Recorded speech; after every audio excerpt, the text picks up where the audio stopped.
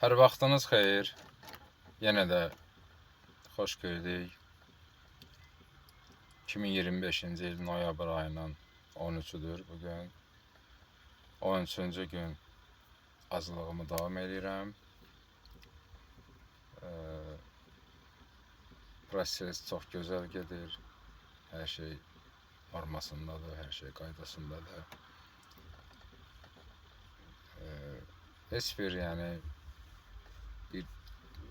nəsə bir, nə bilim, dəyişiklik deyim də, nə mənada ola bilər ki, düşünənlər var o baxımdan ki, buna ola bilsin, orada tezliyi düşə bilər və yaxud nəsə bir aclıq tutub onu, nəsə bir yiyəcək də, belə şey olar ki, bu 13 gün yeməksiz, yəni bunun iştahası niyə oyanmır filan filan. Bunlar barəsində mən müəyyən xırda detallarına vuracağım məsələnin. Ki bu necə bir şeydir ki, bu formada dayanır, da orqanizm dayana bilir. Bir də sonra başqa bir məsələ var. Dünənləri bir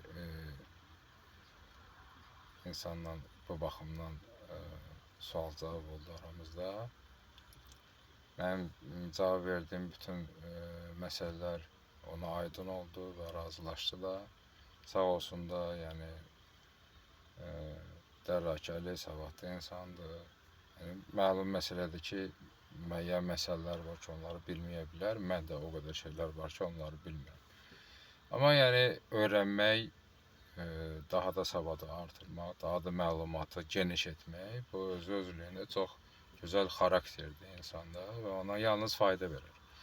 O baxımdan da mənim məsələsində danışdıqlarım o insana həqiqətən də qane və sonda gözəl bir sual verdi. Bu barədə danışarıq.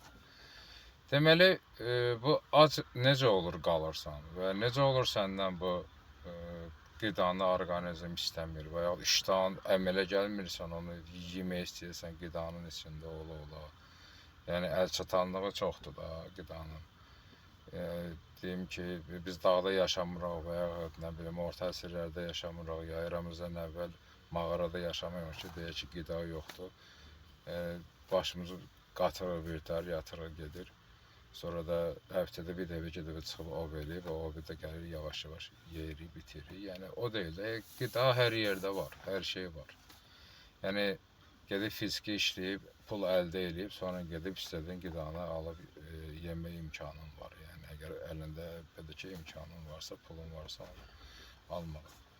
Amma yəni bu proses başqadır. Yəni bu aclıq prosesində söhbət bizim bağırsaq nahiyəmizdə o uzun bağırsaq deyilən, o 7 metrdən daha uzun olan o bağırsaq nahiyəsində hansı ki bütün proseslər mədə ki ora həzm eləyir, yeməyə qoyur, bütün proseslər demək olar orada gedir, çox hissəsi. Yəni bütün sorumalar falan, hər bir şey demək olar orada gedir.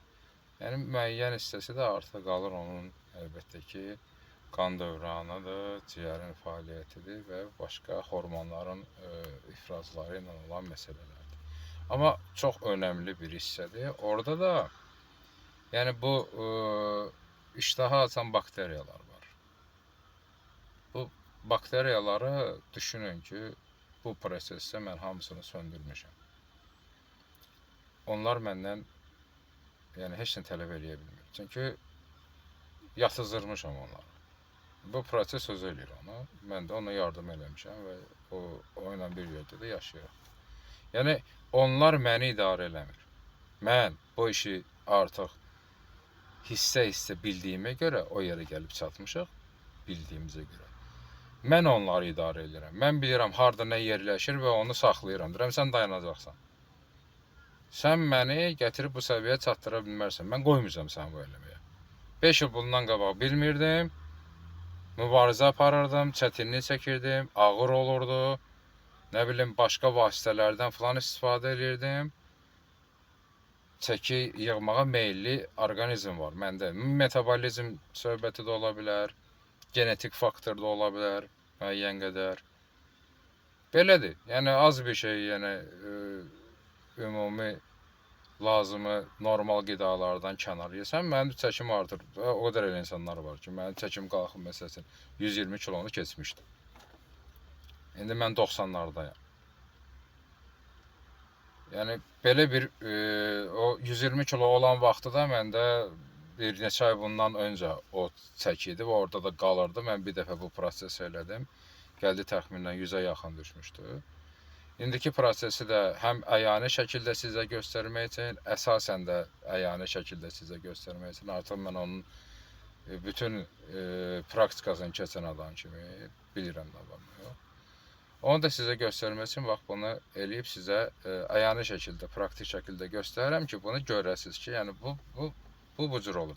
Sən bunu biləndən sonra artıq sən idarə edirsən prosesi. O səni idarə eləmir. Gəlib səndən bir şey, məsəl üçün biz ticarətdəyik, məndən bir şey götürəndir, amma bu zərərlidir. Bəlkə bundan yox, mən onu istəyirəm, yəni məndən asılı deyil. Belə bir söhbətdir, bizdə artıq elə deyil. Məndən asılı deyil məsələsi yoxdur. Sən onu idarə edəcəksən, o səndən asılı olacaq. Bax, onda düz olacaq. Bax, onda gəlib bu məqama çatmaq olur ki, artıq sən idarə edirsən. Hə, o artıq sönüb qutarana qədər bir vaxtı çatır da, qocalığa gəlib çatırsan, artıq əldən düşür heç nə. Artıq sənə aid olmur ki, sən idarə edə bilərsən. O artıq təbiətin, Allahın verdiyi bir ömürdür, təbiətin bir qanunudur. Orada hər şey bitir öz yerində. Amma nə qədər ki canın sağlam və onu idarə etmək qabiliyyətindəsənsə, sən onu özün edirsən. Bu formada danışdıq. Bir də bir sual verdilər mənə ki, bəs bayaq öncədən dediyim bu məsələ barəsində ki, mən səhər dururam, yeməyimi yeyirəm, bir neçə saat sonra işdə oluram və orada vaxtım olur, başlayıram biraz fiziki hərəkətlər eləməyə, biraz ağırlıqlar qaldırmağa və məndə titrəmə başlayır. Bu titrəmənin də qarşısını almaq üçün həmən gedirəm, bir dənə şirin su zad içirəm, sok içirəm, keçir. Məlum məsələdə bu nədir? İndi bilənlər, savada olanlar, xəbəri olanlar bilir. Kimdənsə soruşub deyiblər ki, sənin insulinin aşağı düşüb. Mən də o adama dedim ki, darıxma, mən videonu hazırlayanda orada bu barədə danışaram. Yəni sənin də xəbərin olar, bilməyənlər də eşitsin, bilsin. Bu nə prosesi, niyə belə olur? Deməli, glukoza enerjisində qalan orqanizm istər-istəməz o şirinlə işləyir də. Yəni glukoza şirindir, şəkərdir də. Şəkərin miqdarı məsələsi var. Sən ona artıq az verəndə o şəkəri, onun miqdarı gəlir düşür təxminən 50 ml. Bütün orqanizmdə. Yəni norma 70 ilə 100 arasıdır. Bu isə gəlir düşür 50-yə. 50-yə düşəndə artıq bu proses başlayır. Yəni o şoka girə bilərsən, titrəmədir, baş gicəllənmədir filandır. Bunlar başlaya bilir. O da nəyə görə olur? Çünki qanın şəkəri ki aşağı düşür, qan daşıyıcıdır da. Qan daşıyıcı olaraq lazımi qədər glukozanı daşıyıb beyinə verə bilmir. Və proseslər beyində getdiyinə görə o beyin ondan qidalana bilmir və burada artıq mənim indi dediyim o titrəmə, baş gicəllənmə və şoka düşmək məsələsi gəlir gözü qabağına və orada həyəcandan tutmuş, qorxudan tutmuş hər şey əmələ gəlir adamda. Və onun qarşısını almaq üçün sən mütləq gərək glukozanı, yəni şəkəri içəsən ya yeyəsən bir neçə dəqiqə ərzində buna hipoglikemiya deyirlər. Bu özlüyündə hipoglikemiya, yəni xalq arasında buna səssiz ölüm deyirlər də. Yəni o yerə gəlib çatdırmaq lazımdır ki, o artıq xəstəlik formasına gəlsin, çatsın. Bundan özünü dəf eləmək üçün sən artıq yavaş-yavaş orqanizmi birdən-birə yox, yəni orada şəkərin miqdarı birdən-birə aşağı düşdüyü üçün öyle olur. Yəni orada artıq o proseslər ki var, qaraciyərdə falan da orada düz getmir, artıq xəstələnir orqanizm. Və birdən-birə şəkərin miqdarı aşağı düşdüyü o əmələ gəlir hipoglikemiya və ona görə də bu proses o titrəmə verir və sən özünü saxlaya bilmirsən, məcburi gedib bir şey içməlisən, yoxsa ayaqda qalıb dəyə bilərsən yerə. Ayaqda qala bilməyib dəyə bilərsən yerə. Yəni belə bir məsələdir bu. Bunu yəni özünüzün yadınızda saxlayın ki, nəyə görədir. İndi sual ola bilər ki, məsələn görürsüz, məsəl üçün beyin glukoza ilə işləyir də, olmasa beyin işləməz və yaxud məsələn orqanizm yaşamaz, belə olar, qan yəni hüceyrələri işləyə bilmir, daşıyıcı prosesi yerinə bəs necə olur ki, siz şəkərsiz belə yaşayırsınız? Amma burada əsas nöqtə bax burdadır. Əsas nöqtə burdadır.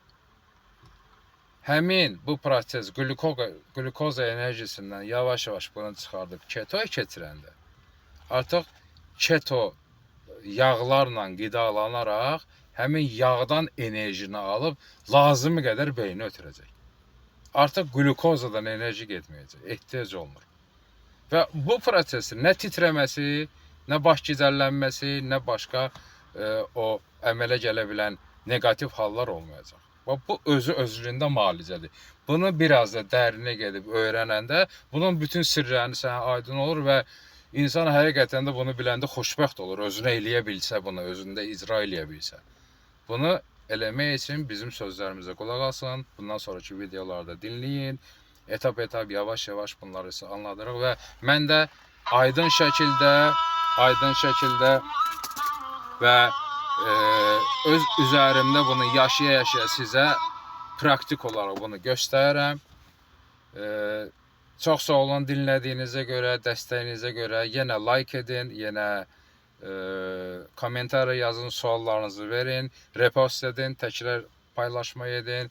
Qoy daha çox insanın qarşısına çıxsın bizim bu danışıqlarımız və normal şəkildə bizim normal danışdığımız dildə anlasınlar. Nə sualınız olsa da yenə də buyurun verin.